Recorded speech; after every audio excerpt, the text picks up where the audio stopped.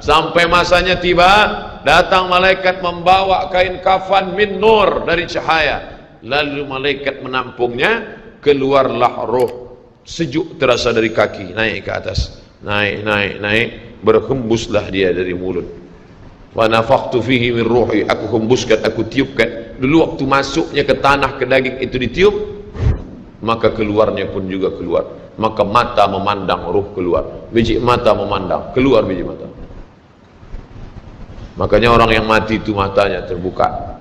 Makanya yang pertama kita lakukan menengok orang mati adalah memejamkan mata. Allahumma ghfir li abdus samad warfa' darajatahu ma'al ghabirin, inna lillahi wa inna ilaihi raji'un. Makanya saya jarang-jarang datang bila ada sebut, Ustaz ada orang meninggal dunia, sudah lama, baru sejam, nanti saya datang. Sebab apa? Saya takut nak pejamkan mata dia. Agak-agak sudah dipejamkan orang, baru saya datang. Saya datang, udah 3 jam, 4 jam, alhamdulillah saya datang. Belum tutup lagi. Iya. Kenapa? Menunggu Ustaz Somad. Paksalah saya tutup. Allahumma firli fulan ibn fulan warfa' darajatahu ma'al ghabirin, inna lillahi wa inna ilaihi. Mana istri yang katanya sayang, kaulah bulan, kaulah bintang, setengah nafasku pergi, buah hati bulayan jiwa. Ketika roh ada dari jasad, memang betul kata dia sayang, tapi manakala roh keluar dari jasad, dia pun takut menengok mata kita. Dia takut menengok kita. Dia takut jam pukul 2 malam, jam 1 tutup balik. Na'udzubillah. Begitulah kalau kematian sudah tiba. Sampai pada akhirnya dia tutup, innalillah wa inna ilaihi raji'un. Selepas itu roh pun keluar, dibawa. Kalau dia baik, roh itu dibawa, dimasukkan ke dalam kain kafan min nur. Hadis riwayat Ahmad bin Hanbal. Lalu dibawa oleh malaikat sampai ke pintu langit. Malaikat bertanya, inikah orang yang amalnya selalu dibawa pagi, dibawa petang? Inikah orang yang amalnya selalu dibawa hari Kamis? Inikah amalnya yang selalu dibawa pada bulan nisfu Sya'ban? Ya, inilah orangnya. Kam min masyhurin fil ardi walam yakun ma'rufan fis sama. Bukan hadis. Berapa banyak orang yang namanya masyhur di bumi, tapi malaikat tak mengenal dia. Tapi berapa banyak orang yang tak masyhur di bumi, tapi malaikat mengenal dia. Mengapa? Karena amalnya pagi dan petang dibawa oleh malaikat. Orang ini mana? Belum datang. Orang ini mana? Belum datang. Orang ini mana? Belum datang. Disambut dia, disambut kedatangannya. Masya Allah, tabarakallah. Mudah-mudahan kita termasuk orang yang disambut oleh malaikat karena amal soleh kita. Maka bila saya datang di suatu majlis, malam tadi datang di Shah Alam, orang menyambut ramai. Malam ini datang ke Masjid Muaz bin Jabal, ramai. Esok malam di Terengganu datang, tak tahu entah ramai entah tidak. Ramai. Dalam hati, hai Abdul Somad, apakah malaikat akan menyambut engkau nanti juga dalam keadaan ramai? Kalau engkau ikhlas, iya. Tapi kalau tidak ikhlas, na'udzubillah. Nabi Isra Mi'raj berjumpa dengan orang yang sudah lama mati. Bagaimana rasa kalian mati? Apa kata mereka?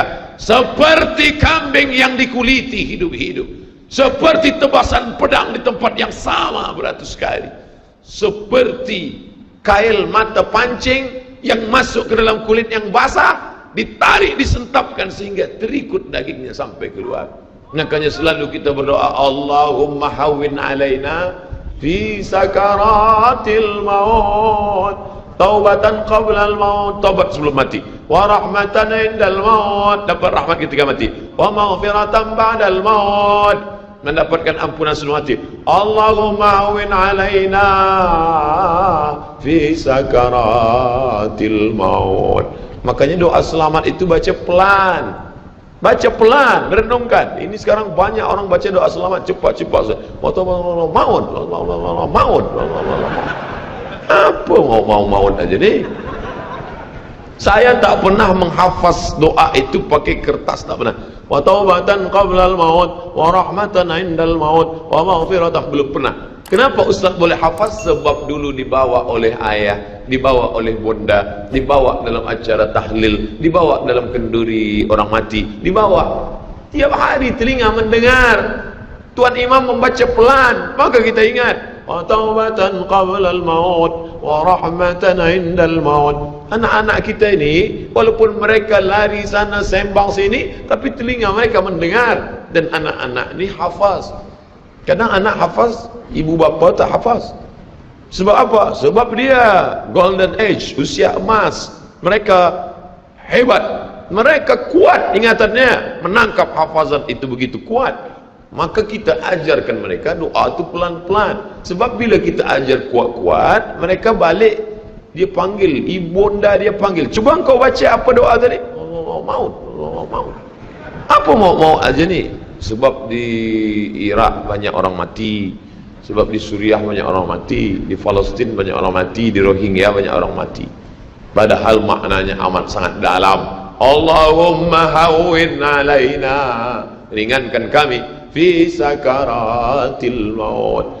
Tidak ada gunanya amal banyak kalau tidak selamat dalam sakaratul maut. Makanya kita selalu minta kepada Allah, Allahumma khtim lana bi husnil khatimah wa la takhtim alaina bi su'il khatimah. Allahumma ja'al akhir kalamina, jadikan akhir kalam kami inda tihai ajalina, ketika ajal kami sampai, jadikan akhir kalam kami yang terakhir keluar dari mulut kami qaula la ilaha illallah Muhammadur Rasulullah. Allahu Akbar. Biasa orang takbir ini nak pergi perang, menghadapi sakaratul maut penting juga takbir. Sebab di situ banyak segala macam godaan-godaan. Datang syaitan membawa air, katanya menjelang sakaratul maut itu haus, panas, haus, maka datang syaitan membawa air. Engkau sebut nama aku bagi air. Mau? Kata dia. Mau? Engkau mau? Sebut nama aku. Tapi bila iman kita kuat, maka dia tidak akan mampu untuk menggoda kita. Sampai kapan setan tak pernah berputus asa? Sampai bila? La atiyannahum min baini aydihim, aku datang dari hadapan, wa min khalfihim, aku datang dari belakang, wa an aymanihim, aku datang dari kanan, wa an syama'ilihim, aku datang dari kiri. Datang dia, datang dari hadapan, datang dari belakang, datang dari kanan, datang dari kiri. Oleh sebab itu yang banyak tuan-tuan yang ada berada di sini, tolong berzikir semua, subhanallah, subhanallah, subhanallah. Kenapa? Dengan zikir itu maka larilah jin-jin setan yang ingin mengganggu. La'ughwiyannahum, aku akan goda mereka, aku akan sesatkan mereka. Berapa lama? Madamat arwahuhum fi ajsadihim, selama ruh ada dalam jasad, aku tak akan pernah berhenti sampai akhir keluar jasadnya dalam keadaan mati, tidak menyebut Allah Subhanahu wa taala. Itulah punca mereka. Makanya kita selalu berzikir. Esok pagi terjaga dari tidur automatically, kerana kita sudah programkan di kepala kita, manakala terbuka, alhamdulillahilladzi ahyana ba'da ma amatana wa ilaihi nusyur. Selapar-laparnya orang beriman, manakala dia tengok makanan, terus saja dia ingat Allah. Allahumma barik lana fi ma razaqtana wa qina azabannar. Bila tak kenyang tak ada ingat Allah Subhanahu wa taala. Nauzubillah.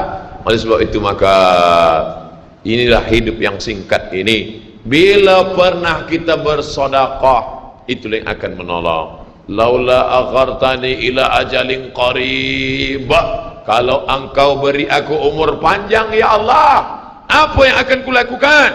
Fa as-saddaqa, aku akan bersedekah, wa akum minas salihin, aku ingin beramal saleh.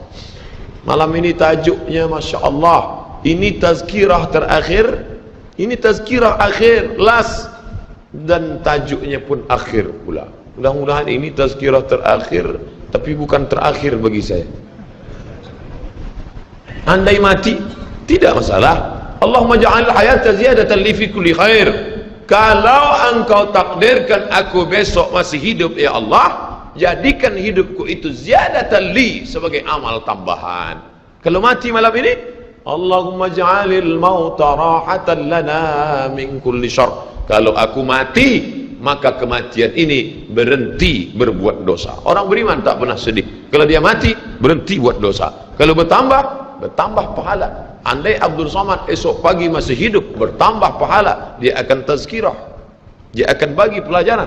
Andai Abdul Somad mati malam ini, alhamdulillah, berhenti melihat dosa. Dosa apa? Masuk airport, dosa. Masuk ke plane, pesawat terbang, dosa. Dosa apa? Dosa mata. Takkan tak kita tengok?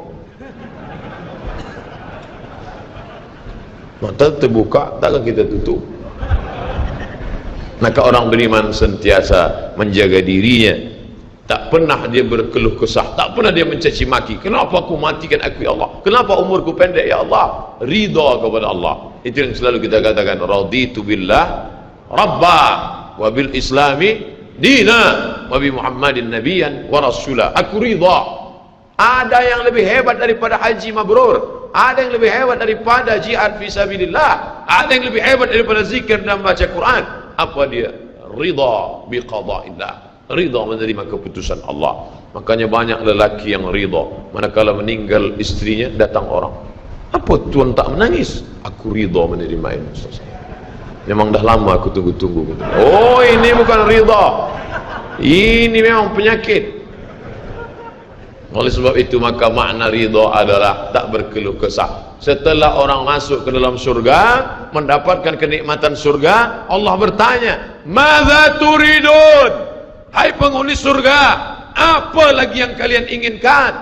Apa kata penghuni surga? Ridhaka. Tapi engkau sudah masuk surga, ada yang belum kami dapat. Apa dia? Ridhamu. Yang mendapatkan ridha Allah hanya orang yang ridha menerima keputusan Allah Subhanahu wa taala. Man lam yarda bi qada'i, sesiapa sahaja yang tak ridha menerima takdirku, wa lam yasbir bi bala'i, yang tak sabar menerima ujianku, wal yatlub rabban siwaya, carilah Tuhan selain aku. Hadis ini dhaif.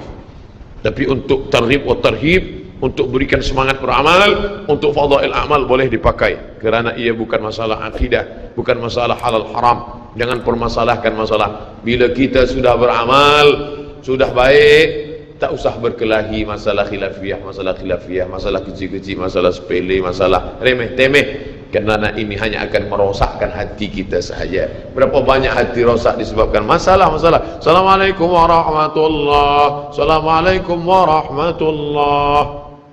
Apa salam-salam ni? Padahal hati sedang lembut. Selama ini dia berzina, selama ini dia minum khamar, selama ini dia mabuk, tak ada pernah orang marahkan dia. Tiba-tiba dia dah taubat, dia masuk masjid, Assalamualaikum warahmatullahi, Assalamualaikum warahmatullahi. Dia nak salaman, apa salam-salam? Tak boleh salam selepas sembahyang. Ini bid'ah, wa kullu bid'atin dhalalah, wa kullu dhalalatin finnar.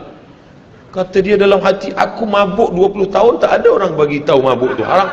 Ini aku dah taubat, salam kau kata ramah. Ha, kata dia. Bertinju. Bila sebelum sembahyang tadi belum ada bersalaman, selepas sembahyang baru bersalaman, hukumnya sunnah, mustahab, dianjurkan, disukai, kata Imam Nawawi.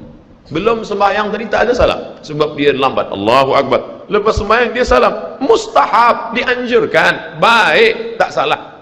Bila sebelum sembahyang tadi sudah bersalaman, salam haji, salam datuk, salam tuan, masuk ke masjid, selepas sembahyang dia salam balik, mubah, tak jadi masalah. Yang tak boleh dalam sembahyang bersalaman, itu tak boleh. Datuk sehat, itu tak boleh. Oleh sebab itu mari kita jaga hati kita yang dah baik, yang dah elok ni, jangan dirosakkan hanya kerana masalah-masalah kecil, masalah-masalah khilafiyah.